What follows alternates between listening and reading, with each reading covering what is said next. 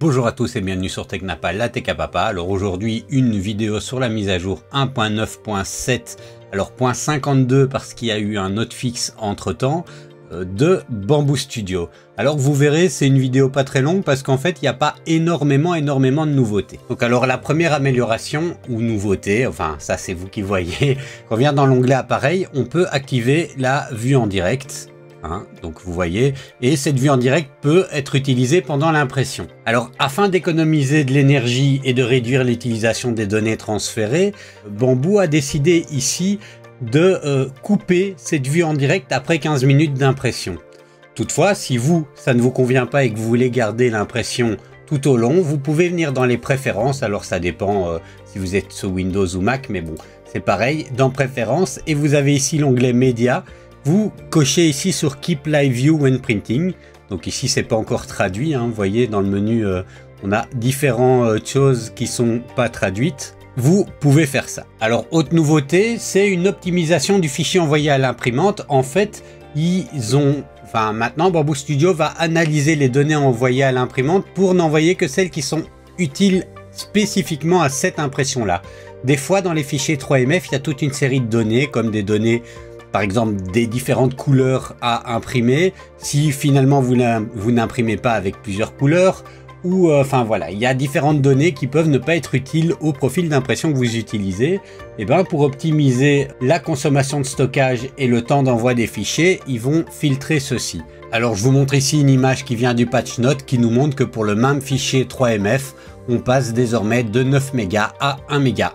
Alors principalement pour les A1 et A1 mini et un petit peu plus avancé, on a une modification au niveau de l'algorithme qui gère le Z-Ops pendant les timelapses pour prévenir un conflit potentiel avec la buse et réduire le stringing. Alors je vous montre une image, on voit avant ou après la manière dont ça a été géré et modifié. On voit les mouvements de la buse qui sont différents pour mieux gérer ceci et éviter que ça cogne.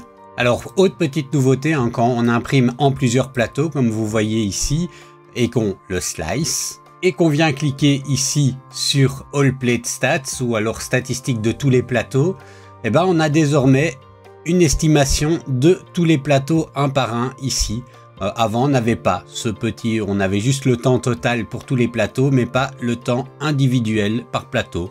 Voilà, c'est une information qui est utile. Alors, petite nouveauté qui me satisfait pas encore entièrement et uniquement pour les utilisateurs de macOS, comme moi.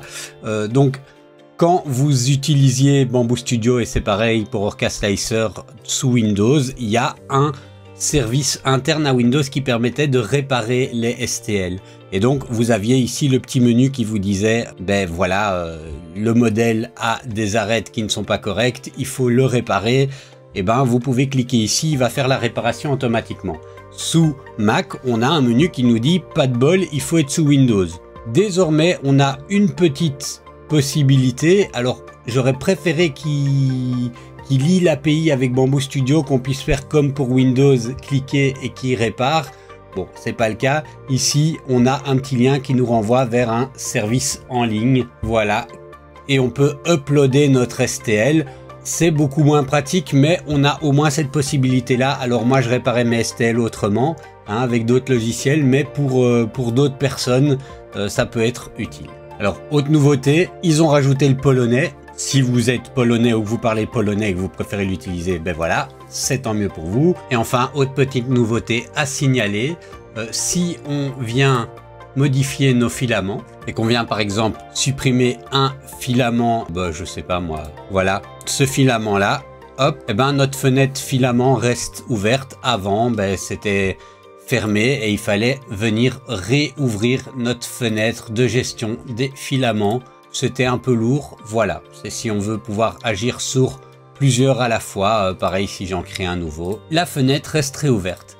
Donc voilà, le reste ce sont quelques petites corrections de bugs, pas vraiment des nouveautés apportées au logiciel. C'est pas une grosse mise à jour, n'hésitez pas à me dire dans les commentaires ce que vous en pensez. N'oubliez pas de suivre la chaîne si vous ne le faites pas encore, de mettre un pouce, un like, ça m'aide vraiment beaucoup. Les commentaires ça m'aide vraiment beaucoup aussi, tant pour moi, pour m'améliorer que pour l'algorithme.